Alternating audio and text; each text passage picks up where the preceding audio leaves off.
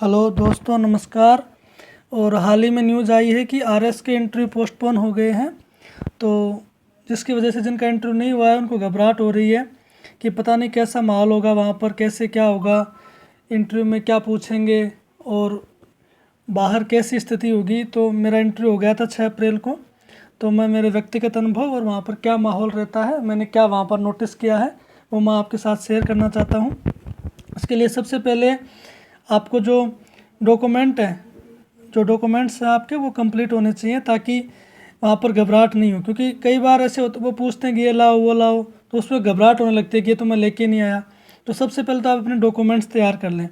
Documents में क्या होता है कि सबसे पहले तो आप अपना डीएफ है, डीएफ की 2 फोटोकॉपी तैयार करें। डीएफ के बाद में जो प्रेफरेंस होता है उसकी 2 फोटोकॉपी, वो भी 27 नवंबर के बाद की होनी चाहिए, क्योंकि वो 27 नवंबर से पहले वाली होती है तो वो वापस कहते हैं कि निकलवा के लाओ। हालांकि वह वो पियोन होता है तो वो कुछ पैसे लेता है और निकाल के दे देता है, लेकिन फिर भी आप पहले से निकाल के लेके जाएंगे तो आपको सहूलियत रहेगी। इसके बाद आती है अटेस्टेशन फॉर्म की बात। तो अटेस्टेशन फॉर्म की 2 कॉपी आपके पास होनी चाहिए, और इसमें गजेटेड ऑफिसर से आप साइन करवा लें ताकि। और कुछ दोस्त ऐसे मुझे मिले जो ऐसे कहते हैं कि अलग अलग ऑफिसर के साइन होने चाहिए, तो ऐसा कुछ नहीं है, एक ऑफिसर के साइन भी चल सकते हैं। और उसके ऊपर होते हैं 2 स्थानीय लोगों के नाम, वो नाम ही होते हैं जो आपको जानते हैं कि आप वहाँ के लोकल हैं, तो आप आराम से उसमें उन दो लोगों के नाम लिख सकते हैं। फिर उसके बाद आता है आपके ओरिजिनल डॉक्यूमेंट्स। ओरिजिनल डॉक्यूमेंट्स में उनकी सभी की 2 फोटोकॉपी ले लें आप, 2 फोटोकॉपी ओरिजिनल डॉक्यूमेंट्स की, और वो जाके वहाँ पर उसके बाद में 2 फोटो साथ में लेके जाएं। अब आपको अंदर का क्या माहौल रहता है, अंदर जैसे आप अंदर प्रवेश करोगे आपको टाइम के वहाँ पर बुलाते हैं, और सबसे पहले आपका टेम्परेचर चेक किया जाता है और फिर आपको अटेंडेंस लगा दी जाती है। फिर जैसे आप अंदर जाते हो तो वहाँ पर एक हॉल होता है बड़ा सा, इसमें 5 बोर्ड बने होते हैं छोटे छोटे, ऐसे यहाँ पर ऐसे 5 होते हैं। यहाँ पर आपके डॉक्यूमेंट वेरिफिकेशन होता है। डॉक्यूमेंट वेरिफिकेशन के दौरान यहाँ पर सामने 4 ऑफिसर बैठे रहते हैं जो आपके डॉक्यूमेंट चेक करते हैं, और यहाँ पर 8 कुर्सियाँ लगी होती हैं। सुबह वाले में 8 होती हैं शिफ्ट में, और जो शाम वाला होता है उसमें 7 होती हैं। तो आप जैसे जाके अपना नाम बोलोगे, वो आपको बोलते हैं कि इस सीट पर आप बैठ जाओ। जिस सीट पर आप बैठते हो उस सीट का जो नंबर होता है वही आपका इंटरव्यू के लिए नंबर होता है।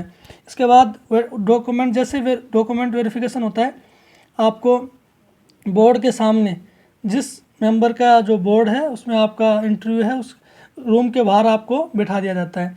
2 लोगों को बुलाया जाता है, जैसे 1 और 2 नंबर वाले जाएंगे, फिर जैसे उनका होगा 3 और 4 वाले जाएंगे। और अब बात करते हैं कि वहाँ पर जाने के बाद क्या होता है।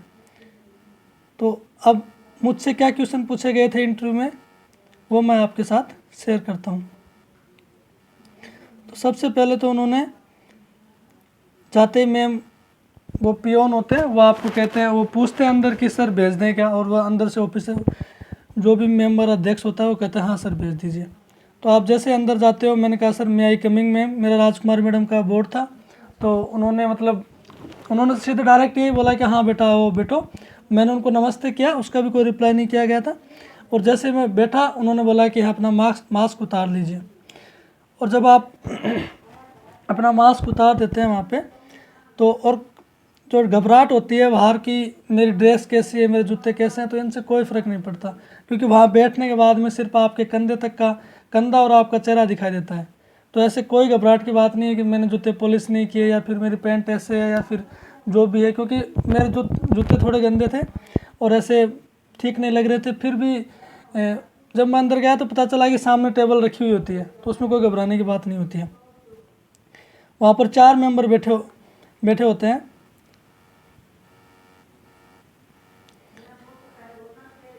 जो शुरुआत होती है वो मेंबर होता है जो आरपीएससी का, वो बोर्ड का अध्यक्ष होता है, वो शुरुआत करता है। और शुरुआत में वो कन्फर्म करते हैं कि आप वही कैंडिडेट हैं जो इंटरव्यू देने के लिए आए हैं या फिर कोई और हैं। तो वो सबसे पहले पूछते हैं कि आपने 2012 में 12th किया है तो कहाँ से किया है, 10th किया है तो कहाँ से किया है, फिर स्कूल का नाम बोलते हैं, ऐसे ग्रेजुएशन कहाँ से किए, क्या सब्जेक्ट थे, और फिर हॉबी। तो सबसे पहले मेरे को यही पूछा गया कि 10th 12th और BSc कहाँ से किया आपने। उसके बाद में शतरंज, मेरी हॉबी शतरंज है, तो मैम ने पूछा कि शतरंज की शुरुआत कहाँ से हुई। तो मैंने उनको बता दिया था कि सर मैम भारत में ही मानी जाती है 5वीं से 6वीं शताब्दी में गुप्त काल में, और कोई चतुरंग नामक ब्राह्मण था उसने इसकी शुरुआत की थी। तो उन्होंने कहा कि नहीं बेटा इसका पौराणिक महत्व बताओ, पौराणिक में कहाँ जो अपने पुराण हैं वहाँ पर कहाँ इसका उल्लेख मिलता है। तो मैंने उनको बता दिया था कि मैम जो मंदोदरी है रावण की पत्नी, उन्होंने इसका आविष्कार किया था। उसके बाद में उन्होंने सेकंड जो एक मेंबर बैठे थे साइड में, उनको बोला कि हाँ सर आप पूछ लीजिए। तो उन्होंने शुरुआत यहीं से की थी कि भारत और चीन के संबंध बताओ। तो भारत चीन के संबंध में मैंने जो करंट में जो मुद्दे चल रहे थे, जैसे सीमा विवाद चल रहा है और जो व्यापारिक और राजनीतिक संबंध, मैंने उनको अलग अलग बता दिए थे। फिर उन्होंने बोला अच्छा भारत बांग्लादेश के संबंध बताओ। तो मैंने कहा कि सर भारत बांग्लादेश के संबंध हाल ही में अच्छे हैं और मोदी जी ने अभी यात्रा की है, और जो शेख मुजीबुर रहमान है जो बांग्लादेश के संस्थापक हैं, उनको गांधी शांति अवार्ड मिला है। तो उन्होंने बोला अच्छा आपने शेख मुजीबुर रहमान का नाम लिया है, तो इसके बारे में बताओ ये कौन थे। तो मैंने इसके बारे में उनको बता दिया था। उसके बाद उन्होंने बोला कि भारत पाकिस्तान के संबंध बताओ। तो इसमें अब संबंध तो बहुत लिखे तो 10 पेज लिख सकते हैं, लेकिन मैंने उनको जो करंट में जो कपास और चीनी का जो मुद्दा चल रहा था उसके बारे में बताया। तो उन्होंने कहा ठीक है बेटा। फिर उन्होंने ये पूछा था कि चीन की राजधानी बताओ। तो मैंने ये बता दिया था बीजिंग था। फिर वो और भी पूछ रहे थे, लेकिन मैडम ने उनको बोला कि ठीक है बेटा हो गया। उन्होंने सर को बोला कि ठीक है सर हो गया, और कितना पूछेंगे आप। तो उन्होंने दूसरे वाले मेंबर के पास भेजा और उनको बोला ये आप पूछो। तो उन्होंने शुरुआत में ये पूछा था कि आपने ग्रेजुएशन में क्या किया है। तो मैंने कहा सर मैंने BSc किया है। तो उन्होंने पूछा BSc में क्या सब्जेक्ट थे। तो मैंने कहा सर फिजिक्स, केमिस्ट्री और मैथ। तो उन्होंने बोला कि भारत के प्रसिद्ध गणितज्ञ का नाम बताओ जो साउथ से थे। तो मैं आर्यभट्ट का नाम लेने वाला था, लेकिन उन्होंने जब ऐसे बोला कि साउथ से थे तो मुझे नाम याद नहीं आया। एमएन श्री रामानुजन होगा इसका आंसर। फिर उन्होंने पूछा कि जीरो का आविष्कार किसने किया। तो मैंने ये बता दिया था। फिर चंद्रयान सेकंड की पूरी प्रक्रिया, उन्होंने बोला कि आपने फिजिक्स पढ़ी है तो चंद्रयान सेकंड की पूरी प्रक्रिया बताओ। तो मैं उनको बताया कि सर प्रणोदक बल के द्वारा छोड़ा जाता है, फिर वो पृथ्वी की कक्षा में 8 किलोमीटर प्रति सेकंड की रफ्तार से उसको गति करवाई जाती है, और वो जैसे चंद्रमा की कक्षा के पास आता है तो उसमें ईंधन को और जलाया जाता है।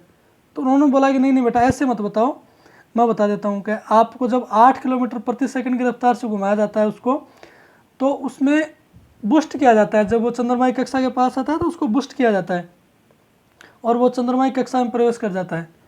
तो मैंने कहा सॉरी सर मैं समझाना तो यही चाहता था पर मैं समझा नहीं पाया। फिर उन्होंने अर्जुन अवार्ड के बारे में पूछा, तो मैंने ये सिंपली थोड़ा सा बताया था उनको, लेकिन उन्होंने फिर वापस आंसर किया था।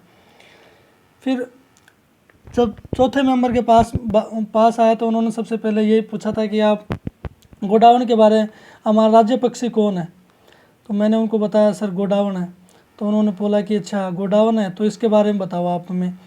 मैंने कहा सर मुझे इतना ही पता है कि ये राज्य पक्षी है। कहने नहीं बेटा उसके बारे में और बताओ कि ये दिखता कैसा है, इसका रंग कैसा है, रूप कैसा है और इसकी हाइट क्या है। तो मैंने कहा सर पता नहीं है।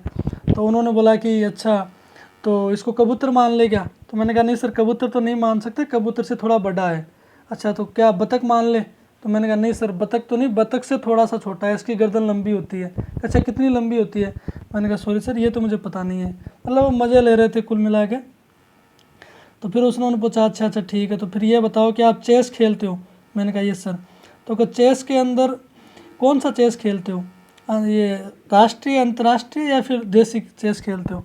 मैंने कहा सर मैं मेरे फ्रेंड्स के साथ खेलता हूँ और कभी फ्रेंड्स नहीं होते हैं तो मोबाइल से ऐप पे खेलता हूँ। तो अच्छा उन्होंने बोला अच्छा तो इसके बारे में कोई कहावत।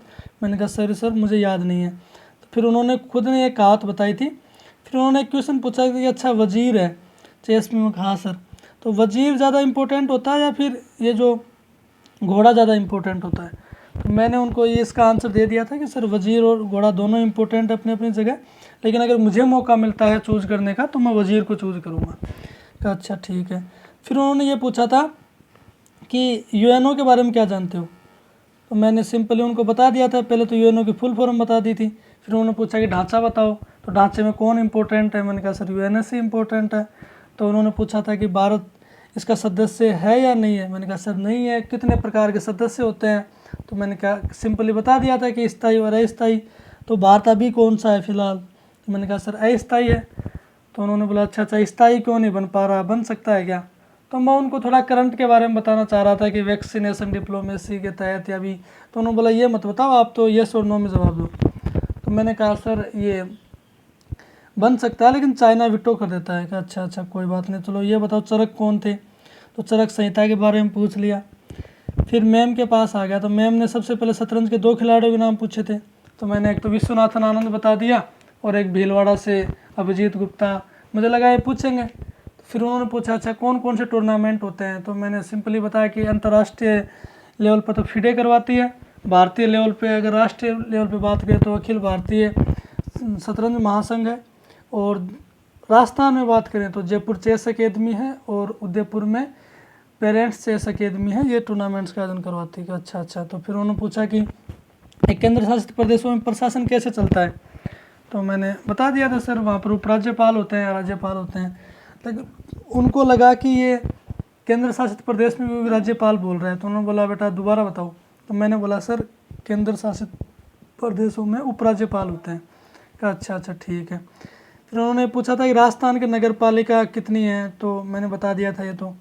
फिर उन्होंने पूछा नगर निगम कितने हैं, तो मैंने नगर परिषद पूछा था, मैंने गलती से नगर निगम बता दिए। तो उन्होंने बोला बेटा ये तो नहीं है। तो फिर मैंने कहा सॉरी मैम, नगर निगम 10 हैं और नगर परिषद मुझे याद नहीं है। तो फिर उन्होंने पूछा था किशनगढ़ के बारे में बताओ, किशनगढ़ क्यों फेमस है। तो मुझे किशनगढ़ शैली के बारे में याद था, करंट का तो मुझे याद नहीं था। तो मैंने बनी ठनी के बारे में उनको बता दिया कि मोर ध्वज निहाल चंद सावंत सिंह और वो जो रसिक बिहारी इनकी प्रेमिका थी उनके बारे में सिंपली आंसर हो गया था। फिर उन्होंने बोला अच्छा तो आप हो कहाँ से। तो मैंने कहा मैम झुंझुनू से हूँ। तो उन्होंने पूछा कि झुंझुनू क्यों फेमस है। तो मैंने बताया कि फ्रेस्को पेंटिंग का नाम लिया। फिर आगे और बोलने वाला था लेकिन उन्होंने बोला कि ठीक है आप तो फ्रेस्को पेंटिंग के बारे में बता दो क्या होती है। तो मैंने फ्रेस्को पेंटिंग के बारे में उनको पूरा बता दिया था, फ्रेस्को सको, फ्रेस्को बुनो, कब स्टार्ट हुई, कैसे चूने के द्वारा इसकी निर्माण किया जाता है। तो बस इतना ही मेरा 15 से 20 मिनट इंटरव्यू चला था। 20-22 मिनट में 4:53 पे अंदर गया था और 5:15 पे बाहर आ गया था। तो मतलब ये 20-22 मिनट इंटरव्यू चला था और बहुत सिंपल क्वेश्चन पूछे गए थे और ऐसे घबराने की कोई बात नहीं होती है। वहाँ पर वही क्वेश्चन पूछे जाते हैं जो आप आंसर दे सकते हो और वो देख लेते हैं कि हाँ ठीक है इसको ये क्वेश्चन नहीं आ रहा तो वो अगला क्वेश्चन बोल देते हैं। ऐसे रुकते नहीं है कि हाँ ये कुछ बोलेगा कि नहीं बोलेगा। अगर आप तुरंत